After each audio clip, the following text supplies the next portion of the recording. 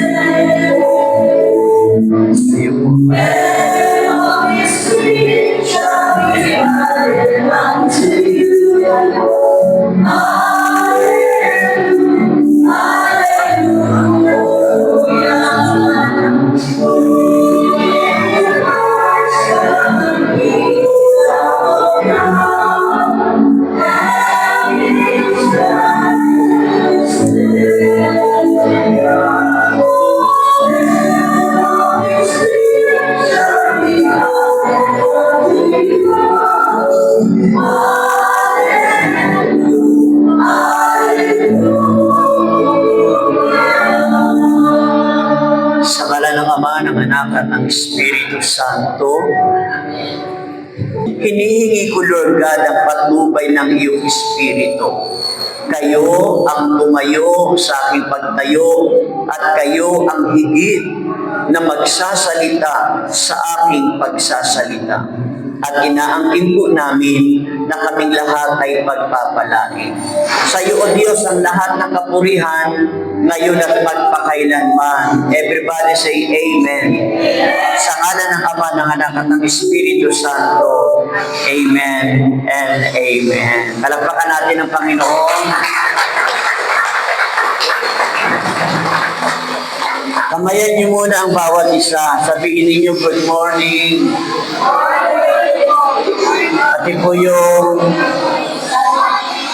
Pati po yung nasa likod. Good morning. Ayan.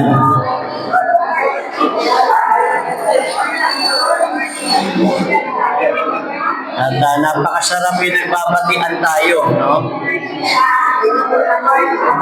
Okay, makakaupo na tayo. God is good and all the time.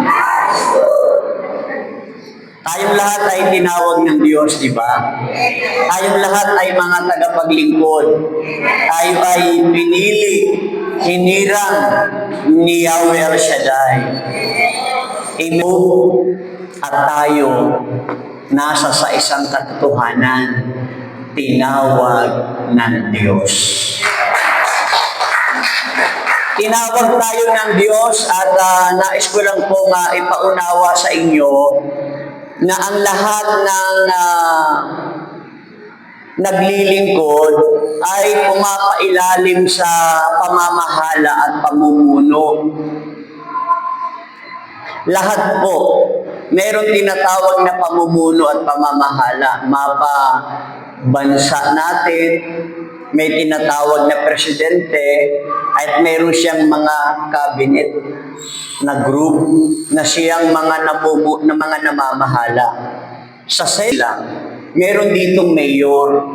Yung mayor na namumuno, sila yung namamahala dahil marami siyang mga kasama. Wala pong kaguluhan, wala kayong makikitang kaguluhan sa ilalim ng pamumuno at pamamahala kung sila ay sumusunod sa pamumuno at pamamahala. Palakpakan natin ang Panginoon. Wala pong gulo na mangyayari. Wala pong pagkalito dahil may mga namumuno at namamahala. Binanggit ko ang lahat ng ito bilang introduction para ipasok ko po kayo sa mensahe na nais kong ibahagi. Ang nais kong ibahagi sa inyo ngayon ay pinamagatan natin itong submission and obedience. Pakiulit po. Pagpapasako at pagsunod. Ako, si Sister Melanie, hindi namin dito hinahangad na masyado ninyo kaming hangaan. Gawin ninyo kaming Panginoon ng buhay nyo. Bigyan nyo kami ng napakalaking plaki. Hindi po namin hangad yan. Ang sa amin lang ay maiayos kayo.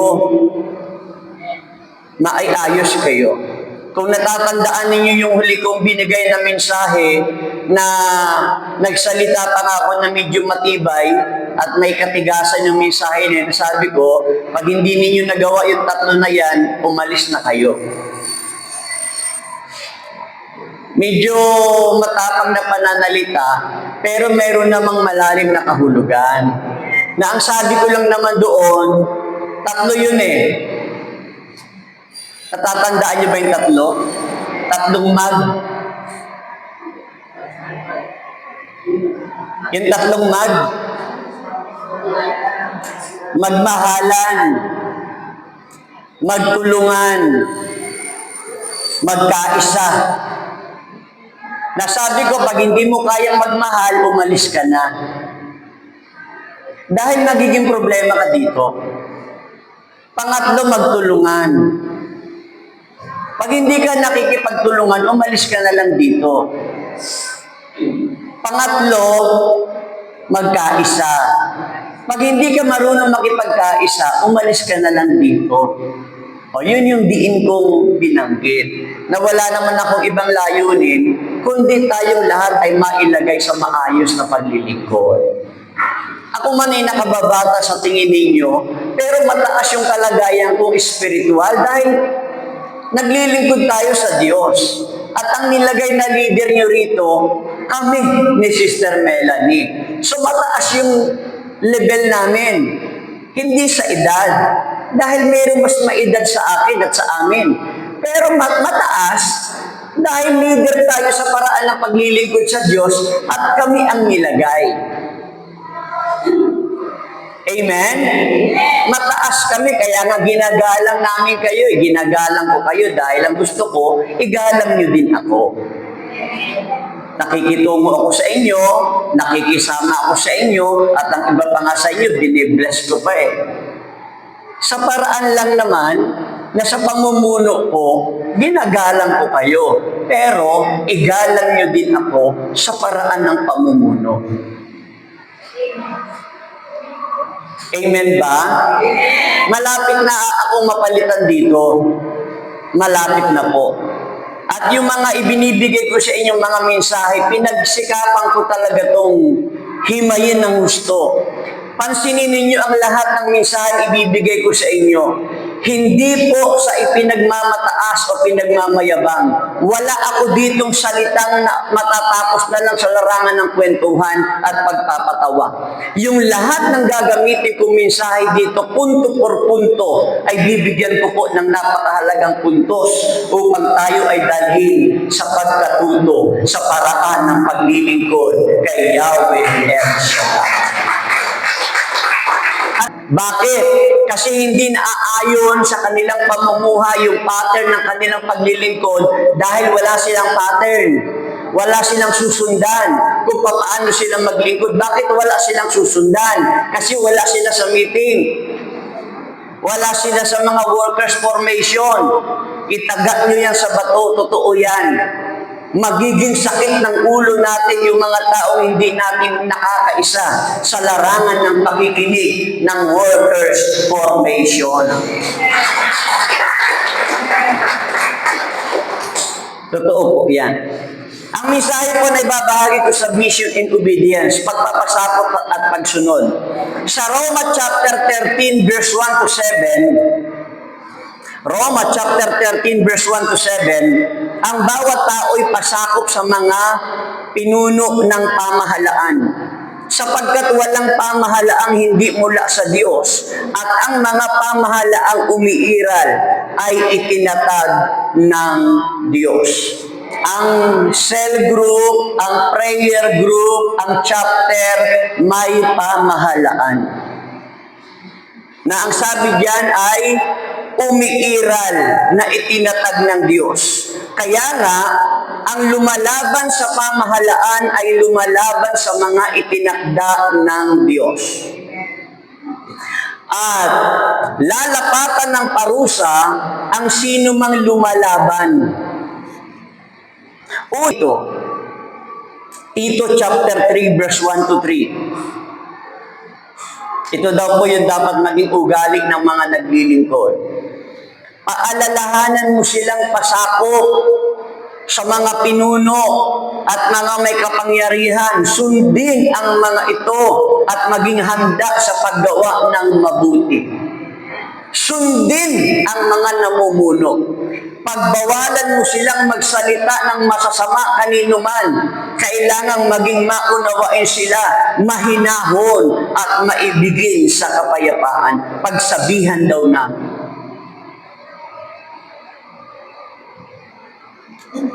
Parang ilan lang kami sa Cavite na disciple na medyo matapang sa larangan ng katotohanan. Meron naman kami mga kasamang disciple na sa sobrang tapang ay dinadala sa katahimikan.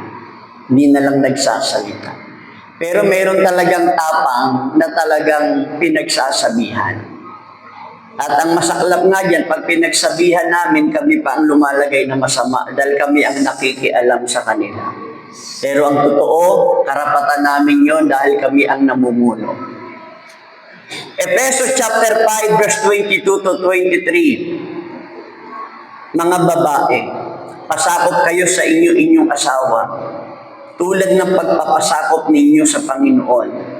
Kung kayo pong mga sister, naglilingkod kayo sa Diyos sa talagang tudo na nagpapasakop kayo sa Panginoon, ganun din ang gawin nyo sa inyong asawa. Sapagkat ang lalaki ang ulo ng kanyang asawa, tulad ni Kristo na siyang ulo ng iglesia na kanyang katawan at siyang tagapagligtas nito. 1 Peter chapter 2 verse 13 to 16. Alang-alang sa Panginoon, pasakop kayo sa lahat ng may kapangyarihan. Kayo'y malaya, subalit ang kalaya ay huwag ninyong gagawing dahilan sa paggawa ng masama, kundi mamuhay kayo bilang mga alipin ng Diyos. Yung kalayaan natin, ka-vibes nyo kami, kapalagayan namin kayo ng loob, kabiruan namin kayo, at nagbibigay-bigay pa kayo sa amin, na talaga namang nakukuha ninyo ang aming kapalagayan ng loob dahil nagbibigay kayo. So okay din naman. Pero wag ninyong gamitin yon para gumawa kayo ng mga kabalbalan. O yung nakakasakit. Huwag ninyong gamitin ang pagiging malapit namin sa inyo at kayo sa amin para yung gusto yung gawin ay gagawin ninyo. Dapat lagi ninyong isasaalang-alang ang namumuno para maging mabuti yung paglilingkod natin at talagang tuwirang nakasusunod sa Diyos, lagi nyo kaming sangguniin. Sa lahat ng gagawin ninyo, sangguniin nyo kami. Tanungin ninyo kami para kayo ay nagagabayan sa ginagawa ninyo dahil kami ay namumuno sa inyo. Kahit matanda pa kayo, sumunod kayo sa amin. Deuteronomy chapter 6 verse 46. Dinggin ninyo mga Israelita, si Yahweh lamang ang Diyos. Ibigin ninyo siya ng buong puso, kaluluwa at lakas. Ang mga utos niya ay itanim ninyo sa inyong isip. Ang Diyos daw po ay ibigin. Ibigin siya ng buong puso, buong kaluluwa, lakas, at pag-iisip. Pag sinabi mo kasing ibigin mo ang Diyos ng buong puso, buong lakas, buong kaluluwa, at buong pag-iisip, simple lang ang ibig sabihin yan para magawa mo yan. Magpasakop ka at sumunod sa namumuno. Gawin mo lang yun. Ang isang pamilya, ang mga anak, magpasakop at sumunod sa mga magulang. Ang tunay na pagsunod sa Diyos ng buong puso, buong lakas, buong kaluluwa at buong pag-iisip, kung sino yung namumuno, magpasakop sa kanila at sumunod sa kanila, at yun ang larawan ng pag-ibig sa Diyos ng buong puso, lakas, kaluluwa at pag-iisip. Chapter 14 verse 15. Kung iniibig ninyo ako, tutuparin ninyo ang aking mga utos. Roma chapter 6 verse 16. Alam ninyong kapag kayo'y napailalim kanino man bilang alipin nga kayo ng inyong pinapanginoon, mga alipin ng kasalanan at ang bunga nito'y kamatayan, o mga alipin ng Diyos at ang bunga nito'y pagpapawalang sala. Kung ikaw daw ay alipin ng kasalanan, alipin ka nga ng kasalanan. Subalit kung tayo naman ay nagpapaalipin sa pagsunod sa Diyos, nagpapawalang sala ito sa lahat ng ating kasalanan. Palampakan natin ang Panginoon. At bilang introduction, ang mensahe po sa mga namumuno sa ministry ni God, dapat ang mga tagapaglingkod ay marunong magpasakop at sumunod. Mga kapatid, magpasakop at sumunod ay nagpapahiwatig ng isang mahalagang prinsipyo sa pamumuno at paglilingkod sa gawain o sa ministry. Ang pagpapasakop ay tumutukoy sa pagtanggap sa otoridad ng iba. Ang ibig sabihin ng pagpapasakop, yung kapangyarihan ay kinikilala mo. Yung coordinator, dapat kilala mo yung pagiging coordinator niya. Kahit may alam ka na choir, huwag mo siyang babanggain. Huwag mo siyang aawayin. Ang mga workers na nagbibigay ng pinansyal, huwag kayong hihigit sa coordinator dahil ang coordinator ay mataas kaysa sa inyo. Dapat tayong magpasakop sa kanila. Ang pagpapasakop ay tumutukoy sa pagtanggap ng otoridad ng iba. Tulad ng mga nasa posisyon at pamumuno, katulad din ng mga magulang o mga asawa. Ang pagsunod naman ay tumutukoy sa pagsunod sa mga utos ng Diyos. Ngayon, narito po ang ibig sabihin ng bawat bahagi. Number 1, sa mga namumuno sa ministry ng Diyos. Pakiulit po. To those who lead God's ministry. Sa mga namumuno daw sa ministry, ito ay tumutukoy sa mga pari, pastor. Alam niyo yung tunay na pastor? Ang tunay na pastor, pari.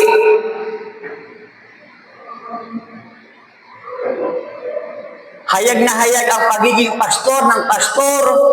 Ang pastor lang talagang tinutukoy ay pari. Dahil pari ang binigyan ng mamahala ng simbahan. At ang bawat simbahan na kanilang nasasakupan ay maraming taong kabuuan ng mga tagapaglingkod. Kaya sila yung mga nagpapastol. Kaya ang tawag sa mga pari ay pastor.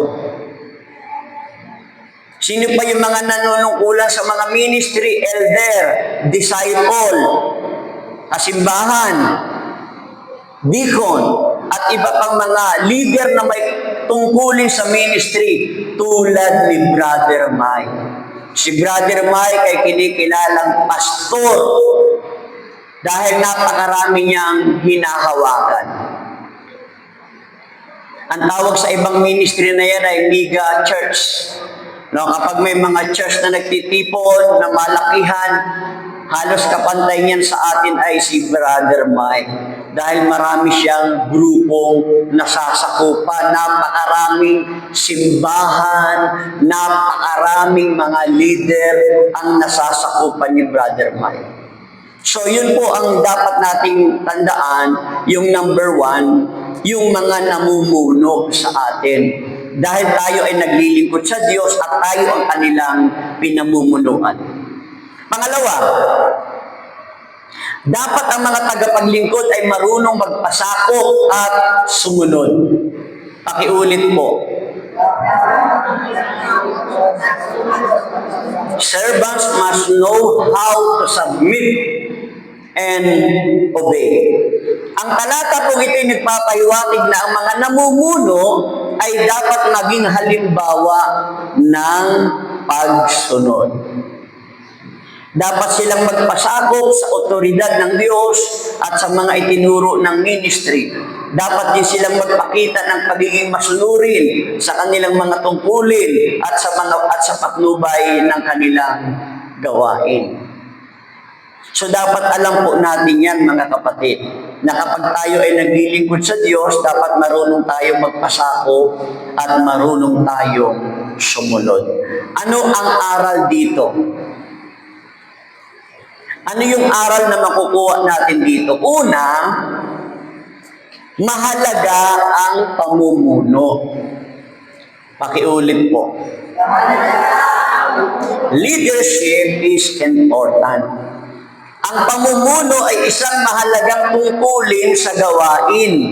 Ang mga namumuno ay may responsibilidad na magturo, mag-alaga at manguna sa mga miyembro ng ministry.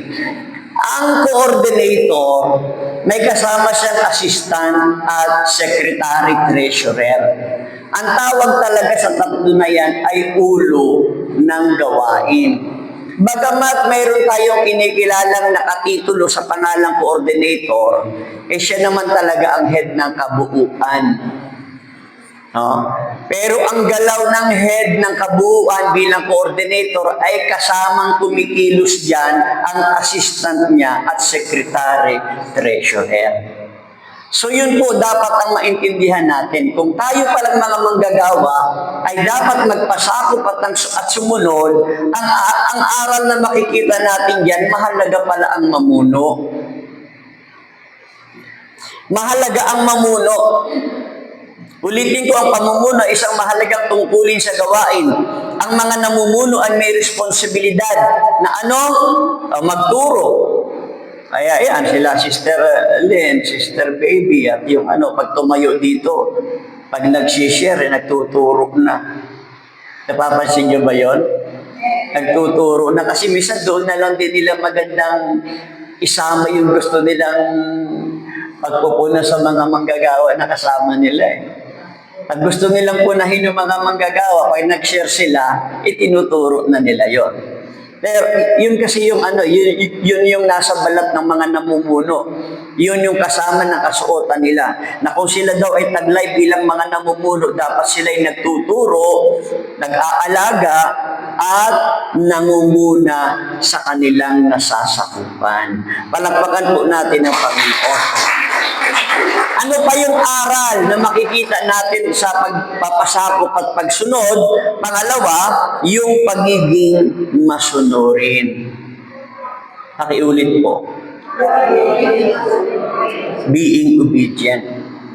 Ang pagiging masunurin na isang mahalagang katangian ng isang tagapaglingkod.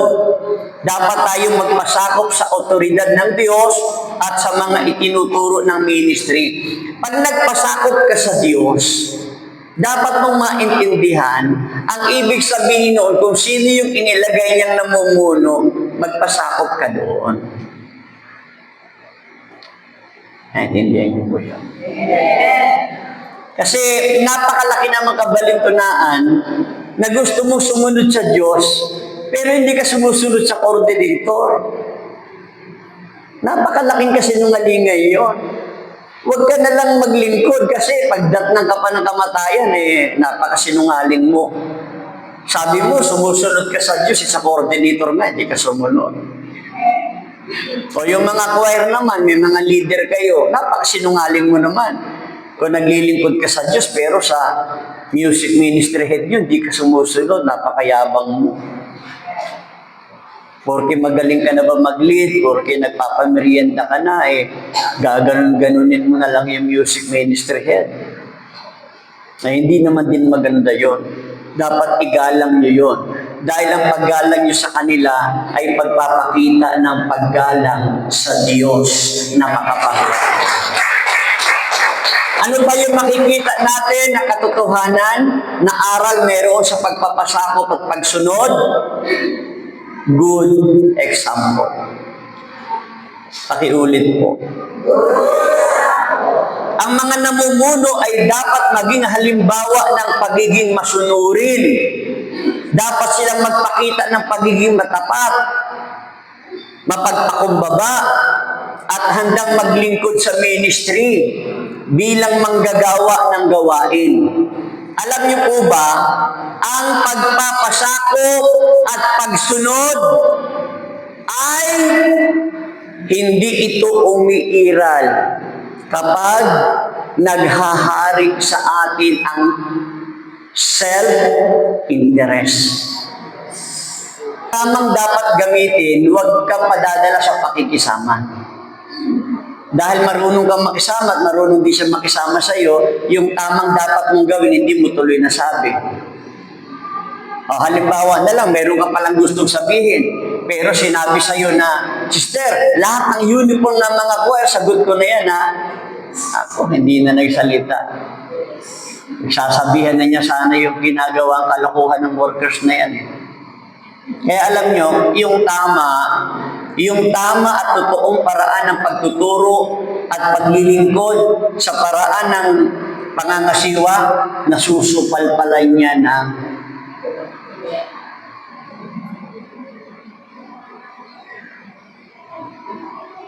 kapikin mo yung balikat ng katabi mo, sabihin mo, huwag kang mukhang pera.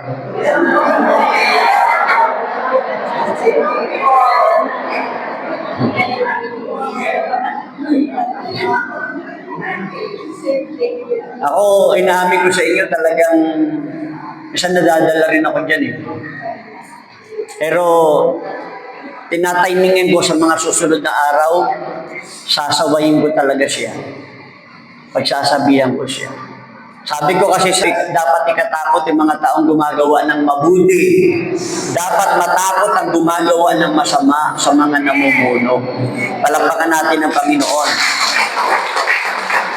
Sa pagtatapos po, ang mensaheng ito ay nagpapaalala sa atin na ang pamumuno at ang paglilingkod sa ministry at bilang mga workers ni El Shaddai, dapat po na batay sa pagsunod at pagiging masunurin. Dapat tayong magtiwala sa Diyos at sa Kanyang mga utos at magsikap na mamuhay ng naaayon sa salita ng Diyos. Ulitin ko po, ako at si Sister Melanie, namumuno ang tawag sa amin. Pantay kaming leader dito. Bagamat may mga function kami na kanya-kanyang ginagampanan. Sabi ko po, so yun, ang ibig ko sabihin, kung tayo ay tunay na mga naglilingkod sa Diyos, magpasakop tayo at sumunod. Palakpakan po natin ang Panginoon. Tumayo tayong lahat, sabihin nga natin sa Panginoon, sa iyo ang buhay ko.